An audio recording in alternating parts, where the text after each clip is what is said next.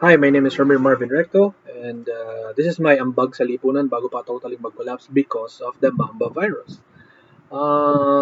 Actually, take 2 na to. Yung unang video ko umabot ng 20 plus minutes. Sobrang tagal. Wala nang manonood nun. Kamote. So yeah, these are some tips, tricks, or whatever with regards to working from home. So first is the risk and reward. Risk and reward first, yung pinaka-malas na pwede na mangyari sa'yo is hindi ka bayaran ng employer mo. So it happens to me before, hindi ako nabayaran for one and a half months worth of salary. So yun yung bad trip. Pinaka-bad trip kasi siguro na pwede mangyari sa'yo. And then reward, of course, you have your time. So alam mo yung time mo, oras mo, less traffic, especially ngayon, since March 16, 2020 nung ginawa ko tong video na to. So if you're watching this, I hope we're still alive and far from danger. Since with the COVID-19 virus wildly spreading, I'm not saying that working from home is is the answer for this lockdown. These particular jobs are not for everyone, but if I can make a difference or somewhat help someone to navigate through this times of catastrophe or whatever, I think that's very good. So, tinanong ko na yung mga employer ko regarding this outbreak, yung isa sa Canada, sa US, tsaka sa Ireland. So far, business as usual naman sila doon. And it's a good thing for us here na remote workers na hindi kami apektado, so to speak. So, number 2, must-haves, of course, kailangan mo ng PC or laptop, internet, microphone, headset, or and camera. So, siguro minimum ay 3 specs kasi yun ang pinaka-entry level. Pag mga core to duo, baka may mga um, in-house app sila na hindi compatible. So, basta hindi diuling yung computer mo, I think you're good to go. Next, salary and mode of payment. Must have ang PayPal and bank account. If you're currently an employee, siguro naman may bank account ka na. Pag wala ka pang PayPal, punta ka sa YouTube, search mo how to create PayPal or link PayPal sa bank account mo. Madali lang siyang gawin. So, things that you need to be aware lang, no? There's a delay in terms of transfer. Bank-to-bank transfer or bank to PayPal, may delay siya. So, yun yung isa sa dapat mo, especially, isang kahit isang to ka, of course, may deadlines tayo, may mga due date ng bills na binabayaran. So, mangyayari talaga yun as long as you have a good relationship with your employer. I think that's not going to be a problem. Eventually, makakapag-adjust ka. Perks and commissions. Pag nasa sales field, yung work mo, of course, merong additional pay, commission, or whatever. There are companies na nagbibigay ng HMO, especially pag local companies na work from home. And also, may mga dagdag silang benefits na binibigay. Minsan, libreng internet, mga ganun. Number 3, types of work na pwede mo makuha. First and foremost is VA or virtual assistant. Ano lang to, huwag kayo ma-intimidate. Glorified secretary. Since with the political correctness, pag sinabi kasi secretary, mindset agad is babae. So, virtual assistant is somewhat gender neutral. So, kung ano yung ginagawa niya is typical office stuff, answering emails, sometimes answering phone calls, uploading your social media, pag-ayos ng mga documents, pag-file ng documents, Google Drive, Google Docs, ano pa ba? Email management, so yung mga ganun. Next is Transcriber. Basically, may mga videos, di ba? Mga subtitles. So, yun. Isa yun sa mga primary na ginagawa nila. And also, minsan mga minutes of meeting na nakalagay sa malabong PDF format na hindi pwedeng i-convert directly to Word. Minsan pinapagawa rin sa inyo yun. As a transcriber. And also, kaya tumagal yung una kong video dahil dito eh. Pwede ka maging transcriber sa porn industry. Nagtrabaho kasi ako sa, parang awkward sabihin na nagtrabaho ako sa porn before eh. Pero yeah, I've tried that before, yung taga type ng tags. So, para pag sinerch nila lang. Sa una, akala mo exciting, pero eventually, nakakasawa. I think, days lang yung tinagal ko dun sa work na yun, but work is work. So also, there's work there in the porn industry. I'm not suggesting that you do it, but I know some of the dudes out there are pretty much familiar now with the process, but money is money. Beggars can't be choosy. So, depende na sa moral compass mo kung gusto mong i-explore yung avenue na yun. Kaya tumagal talaga isa kong video dahil dito, diniscuss ko to in-depth eh. So next, social media manager. So basically, mag-upload ka sa Facebook, Instagram, ng mga updates with regards to certain products and process ng specific company niyo or business. Next, QA. So taga-check ng minsan pag academe yung napasukan mo, minsan may mga tutor ng any subjects. Pag brainy ka, siguro ito yung pwede sa'yo.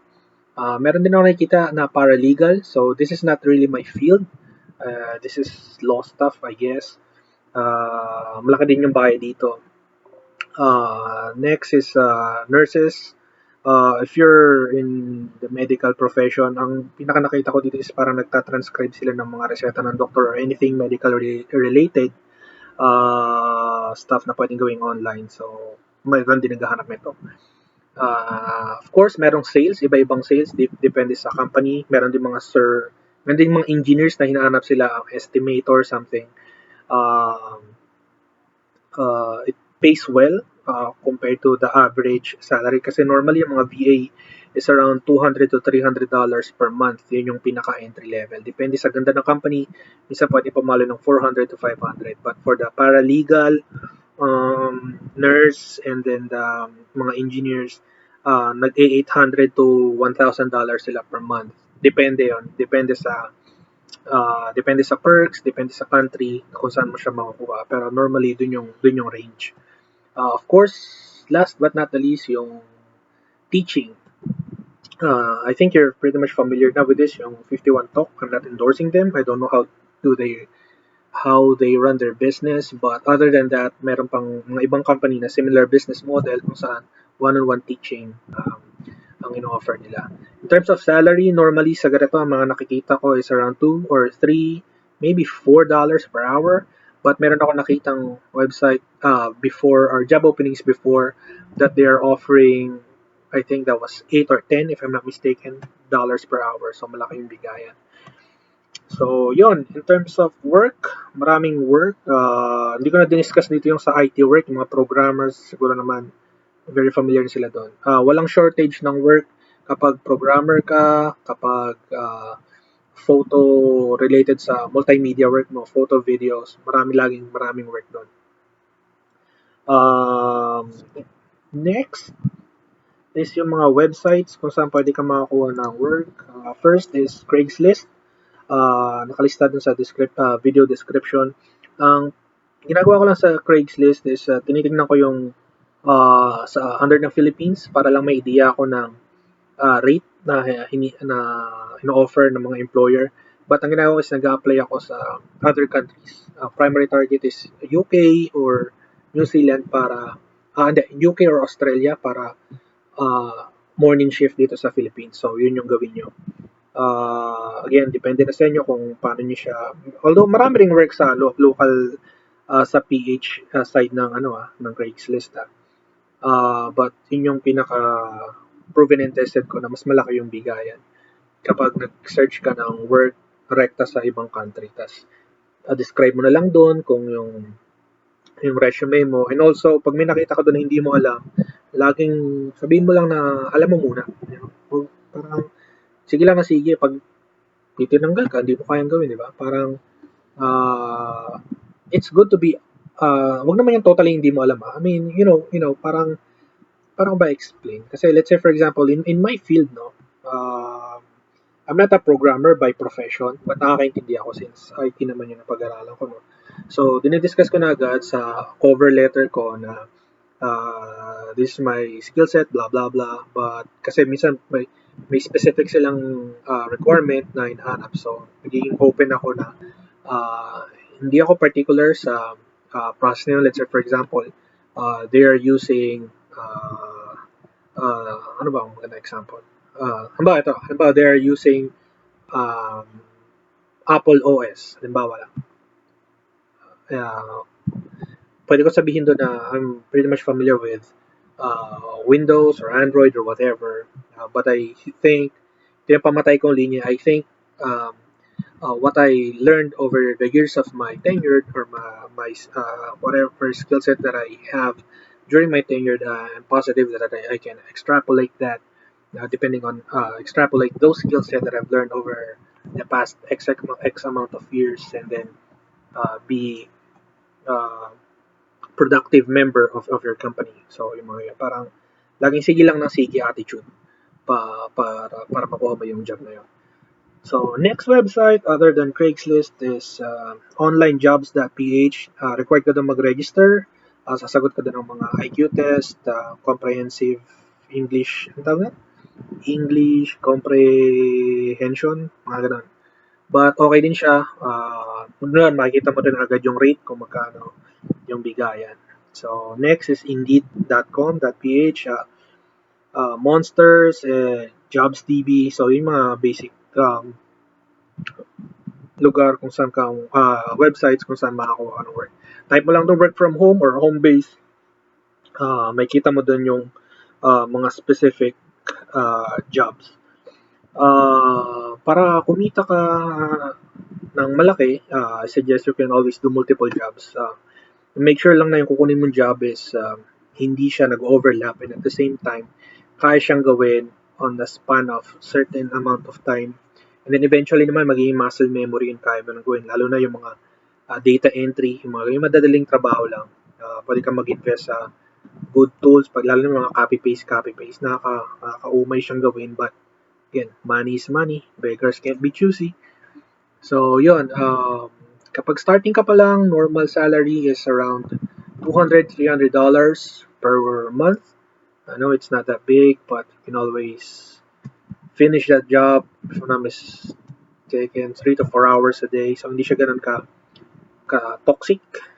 Well, and this for, depende sa pagkonsumo ng toxicity level sa work. So, pag maangal kang tao, okay, good luck. But madadali lang may mga ganong work. You can always multitask. And, ano ba? So, yun. Make sure lang na wala kang babayaran na anything during the interview or after the interview. Kasi nga, naghahanap ka ng trabaho, di ba? So, iwas scam yun. So, the only time that you'll give your bank details is kapag after na magpirmahan ng contract. So, paano ko pipirma ng contract nasa ibang bansa? Siyempre, magpapadala ng contract sa'yo, pipicturean mo, or print mo, pirmahan mo, picturean mo sa kanila, or kung may scanner ka. So, yun. So, yeah, siguro sana makatulong kahit konti. If you have any questions, concern, feel free to ask me. Kapag free ako, definitely I will reply. Sana makatulong to. Hindi man sa mga kakilala ko, sa kakilala ng kakilala ko. So, especially times like this, if you think na meron kayong specific skill set or specific na bag na pwedeng may tulong, it might be big, small, hindi lang pera ang asset at this point. Knowledge is power, sabi nga. So, knowledge is weapon as well. So, walang shortage ng workforce online. Sabi ko nga before, home-based workers, tayo yung mga bago pa sa bagong bayani. I'm not dumbing down the sacrifices of our OFWs, but come to think of it, they go there to earn big bucks, tapos with all the sacrifices na kasama doon, malayo sa family, but work from home, sa bahay lang, yun sila, bahay lang kayo, gano'n. Nakakabagot din at some point, but again, hindi natin alam kung gaano katagal yung magiging effect nitong outbreak na to. make sure lang din na cautious ka. Let's say for example, nakapasa ka sa interview or whatever, maybe if I'm free, I can teach you how to answer basic interview questions din, no? Yung mga ganun-ganon. Message mo lang ako. Pag free ako, we can schedule basic yung mga kailangan tanungin, dapat isagot, blah, blah, blah. Para kahit yung paano, one step ahead ka na sa employer mo. I've conducted several interviews din with different employees, mapa-local, foreign, pretty much na pagdaanan ko na yung part ng HR na yun.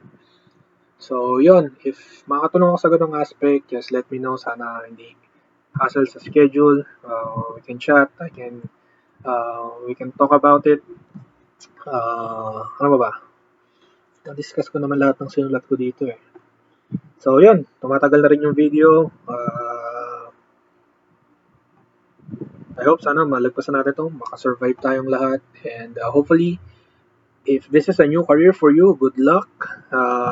Or if you're looking for somewhat side job until makalagpas tayo dito sa crisis na to, let's try to help each other. So, yun lang. Ito lang yung magagawa ko at this point. Medyo antisocial din ako. So, but I guess we can all contribute to society, and even though in our own little ways, we can help each other. So yeah, keep safe, and see you when I see you guys.